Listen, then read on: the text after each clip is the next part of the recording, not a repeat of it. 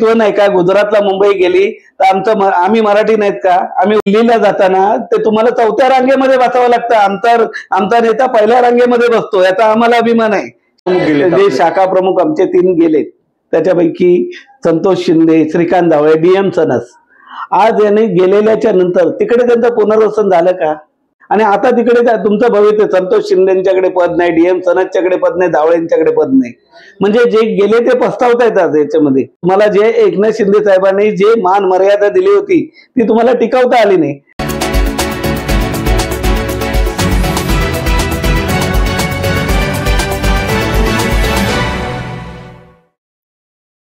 नमस्कार, बातमीकारमध्ये आपलं सर्वांचं स्वागत आहे.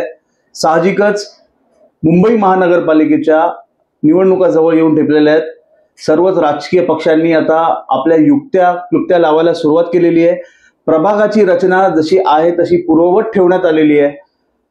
नवीन मुंबईतल्या या महानगरपालिकेच्या निवडणुकीत नवीन राजकीय समीकरणं घडण्याची शक्यता आहे.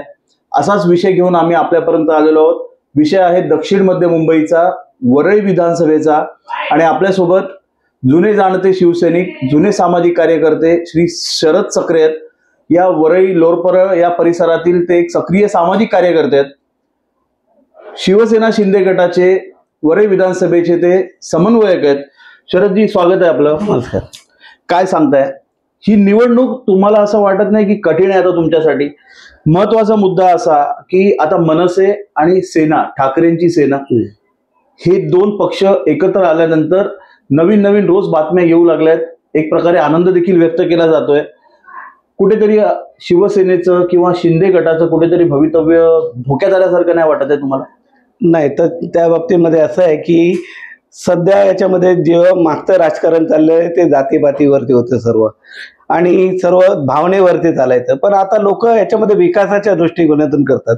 आता तुम्ही वरळीमध्ये पाहिलं असाल की ठिकठिकाणी सिमेंट कॉन्क्रीटचे रोड झालेत, जे मेट्रो आपल्याकडे नव्हती ते झालेत, कोस्टल रोड सारखं आपलं हे झालंय, BDD ताईचं पुनर्वसन झालेलं आहे.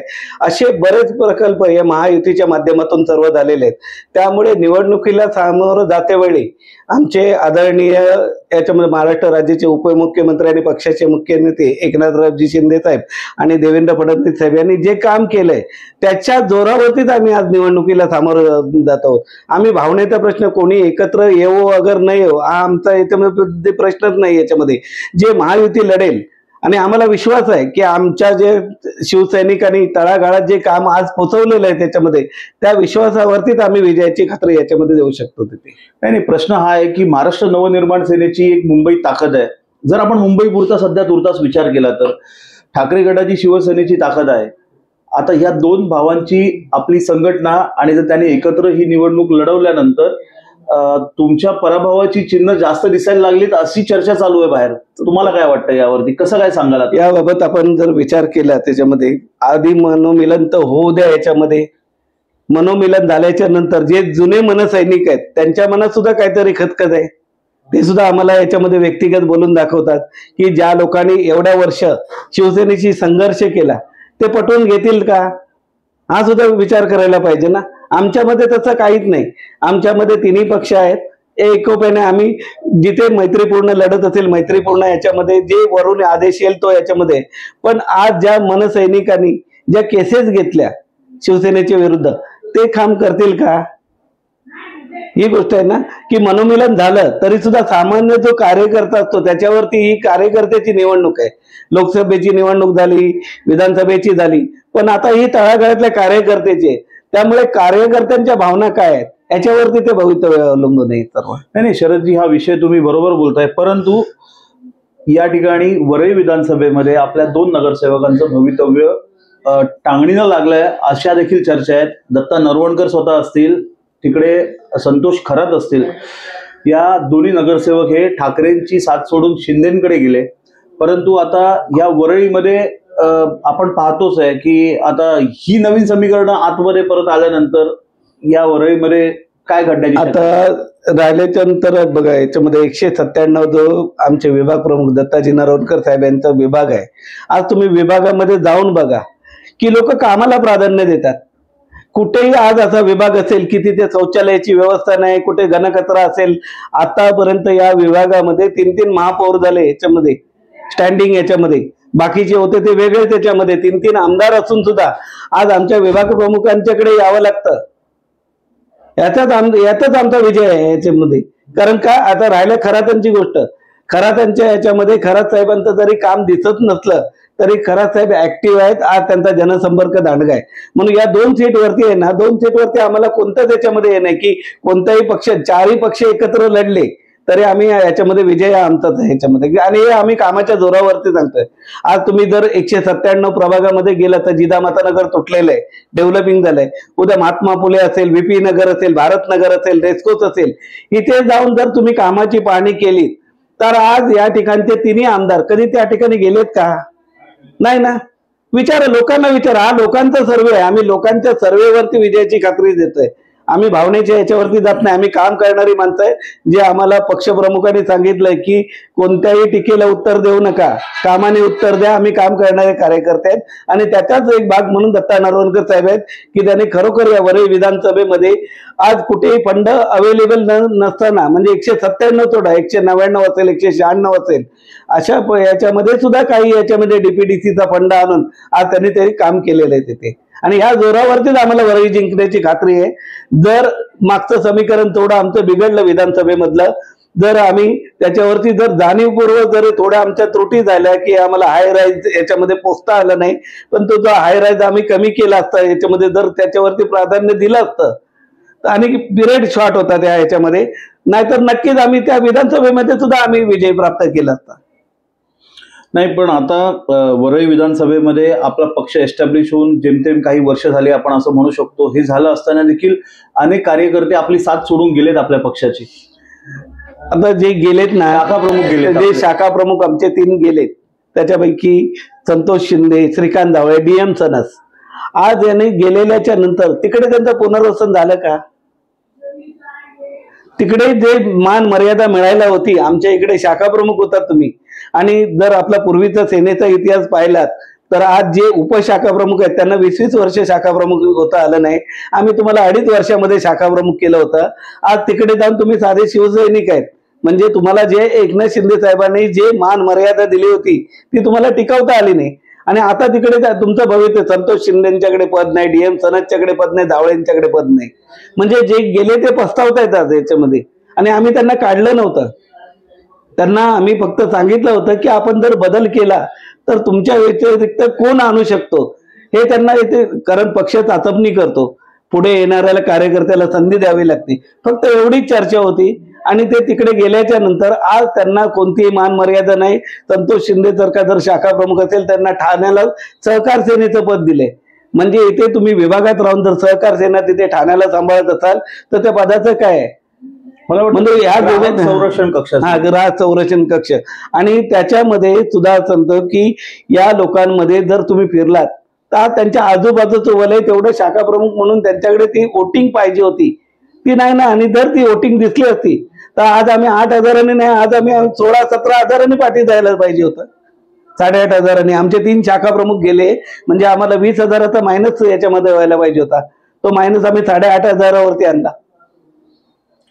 शरदजी, हे सर्व जरी असलं, वस्तुस्थिती जरी असली तरी नो डाऊट ठाकरेंचं आपलं एक वेगळं नेतृत्व आहे, शिंदे साहेबांचं आपलं एक वेगळं नेतृत्व आहे. परंतु शिंदेचा दबदबा हा ठाणे जिल्ह्यात जास्त मानला जातो. मुंबईत ठाकरेंचं अस्तित्व आणि ठाकरेंचं वर्चस्व देखील मानलं जातं. लोकसंख्या म्हणा किंवा त्यांचे कार्यकर्त्यांची चैन, हे सर्व त्यांच्याकडे त्यांची जुनी आणि मजबूत फळी आहे ही दिसते, हे आपण नाकारू शकत नाही. ठीक आहे, हे आमच्या पुरता झालं. तुम्ही काय सांगाल आता ह्या सर्व गोष्टीची तोड कशी निघेल, तुम्ही कसं काय करणार? म्हणजे पक्षवाढीसाठी जो तो प्रयत्न करतो, शिवसेना पूर्वी एक संघ होती त्या टायमाला तसंच त्यांच्याकडे संपूर्ण नियोजन आहे. आम्ही सुद्धा 2.5 वर्षामध्ये आम्ही ह्या गोष्टी संपूर्ण हे केले की आम्ही बूथ वाईज पर्यंत पोहोचलो. आम्ही बूथ निर्माण केले, आम्ही बूथ वाईज कार्यकर्ते निर्माण केले. जसं शिवसेनेमध्ये होते तशी सुद्धा आज आम्ही 2.5 वर्षामध्ये, आम्हाला 2.5 वर्ष लागली. 2.5 वर्षामध्ये आम्ही ते शिकलो. आणि आज आमच्याकडे त्यांच्यासारखीच फळे, आमची युवा सेना आहे, त्याच्यानंतर महिला आघाडी आहे, या सर्व फळ्या आम्ही निर्माण केल्या. राहिलं फक्त एक की बाबा कामगार क्षेत्रामध्ये, त्यासाठी सुद्धा आज जवळजवळ 8-1 दिवसामध्ये स्थानिक लोकाधिकार समिती आपण याच्यामध्ये म्हणजे स्थापन होते. म्हणजे जी शिवसेनेमध्ये होती ती ती फळे आज आम्ही निर्माण केलेली आहे, कारण आम्ही मुळाचे शिवसैनिक आहेत.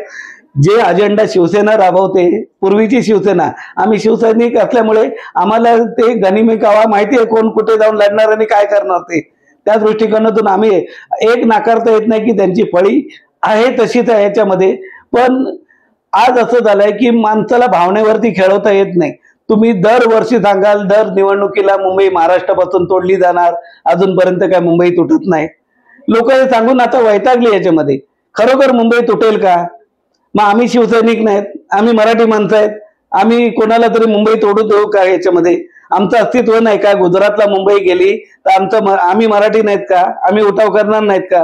पण निवडणूक आल्याच्या नंतर हेच मुद्दे फक्त हे करायचे आणि बाळासाहेबांच्या फोटोवरती भावनिक एक राजकारण करायचं की बाबा बाळासाहेबांच्याकडे बघून मतं द्या.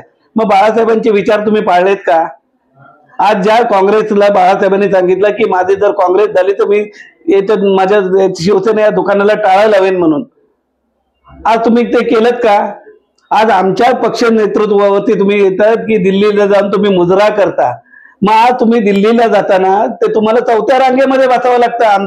आमचा नेता 1ल्या रांगेमध्ये बसतो, याचा आम्हाला अभिमान आहे शिवसैनिक म्हणून. आणि ते का बसतो? तर त्यांच्या मागे हिंदू हृदय सम्राट बाळासाहेब ठाकरे साहेब आणि धर्मवीर आनंदीके साहेब यांचे विचार आहेत. आणि ते विचार मोदी आणि शाह साहेबांना त्यांना माहिती आहे की बाळासाहेबांचं खरं वारसदार कोण आहे, म्हणून आज त्यांना 1ल्या रांगेमध्ये बसवलं जातं. आणि आज आपण आज महाराष्ट्र याच्यामध्ये की महाराष्ट्रासारख्या नेतृत्व ज्यांनी आज बाळासाहेबांनी निर्माण केलं की बाळासाहेब कुठे गेले नाहीत बंगलं सोडून. बाळासाहेबांच्याकडे मायकल जॅक्सन आला, सर्व जेवढे आले, प्रतिभा ताई आल्या राष्ट्रपतीसाठी. पण आज तुम्ही जिथे बंगला सोडला तिथे सगळं संपलं. आज तुम्हाला दिल्लीला जावं लागतं. बाळासाहेबांना दिल्लीला जावं लागलं नाही. आज हिंदू हृदय सम्राट ही जी पदवी दिली, ती पदवी आज याच्या महाराष्ट्रापुरती नाही, आज पूर्ण जग म्हणजे जगभरामध्ये ती प्रसिद्ध आहे की हिंदू हृदय सम्राट कोण?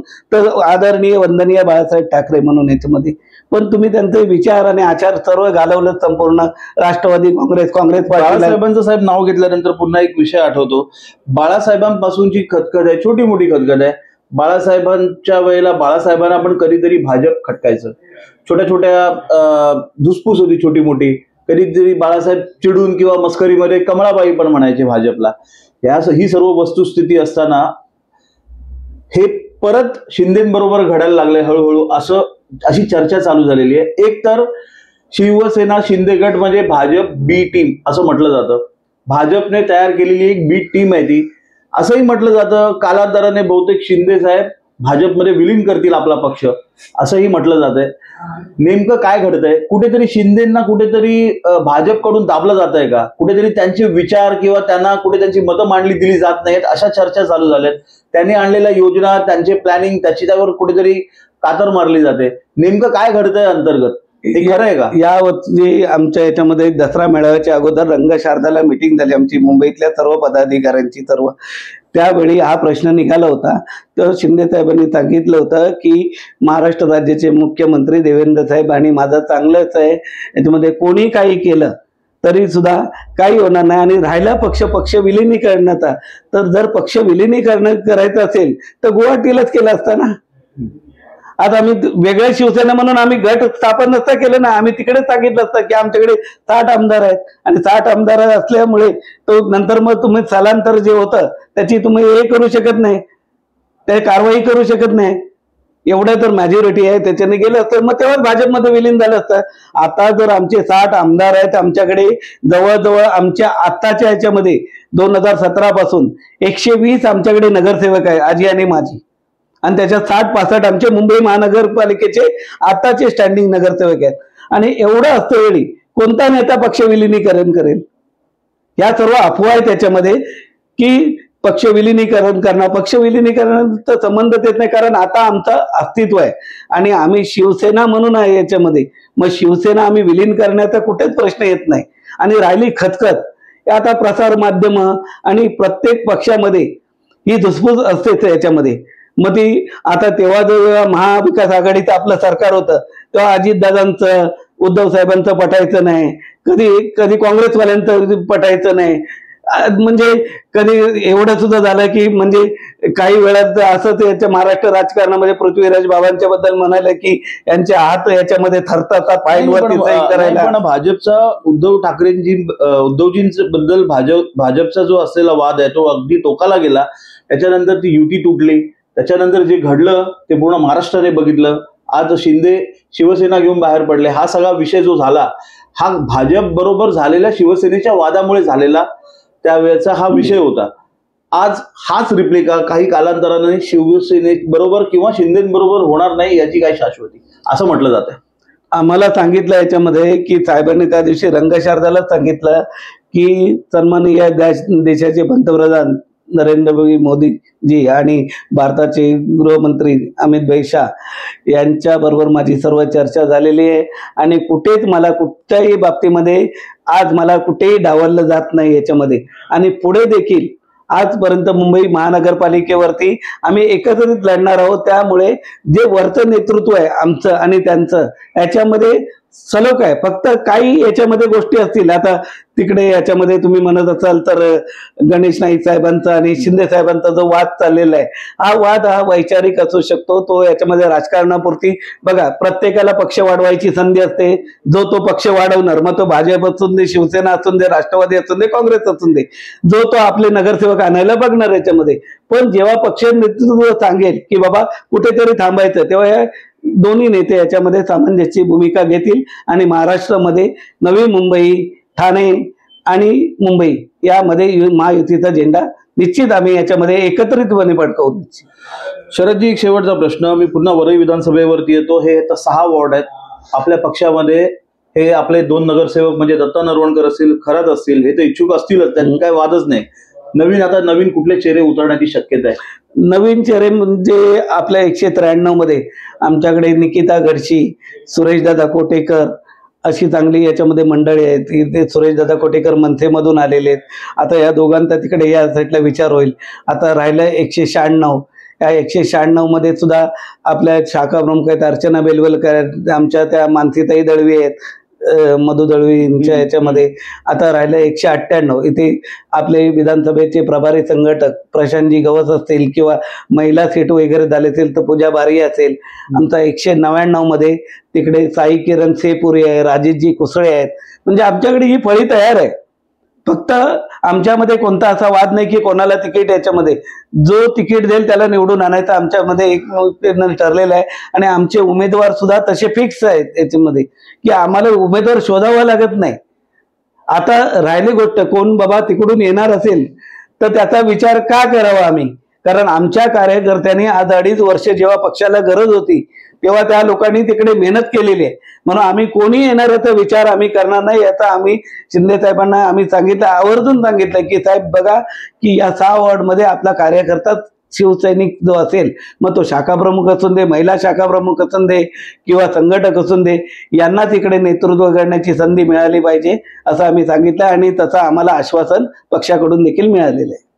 धन्यवाद शरदजी. ही एक आपण म्हणू शकतो राजकीय विश्लेषण ठरणारी एक पॉडकास्ट कम मुलाखत होती वरळी विधानसभेतील आणि आपण हे तुर्तास स्थानिक विषय, राजकीय विषय आपण चर्चा केली. धन्यवाद. हे शरद सकरे होते. अशाच राजकीय विषयांच्या मुलाखती पॉडकास्ट आपण चालू ठेवणार आहोत. पाहत राहा बातमीकार. मुंबईतील अशा नवीन घडामोडी जाणून घेण्यासाठी बातमीकार न्यूज चॅनलला लाईक, शेअर, कमेंट आणि सबस्क्राईब करा आणि बेल आयकॉनला क्लिक करून ऑल करायला विसरू नका.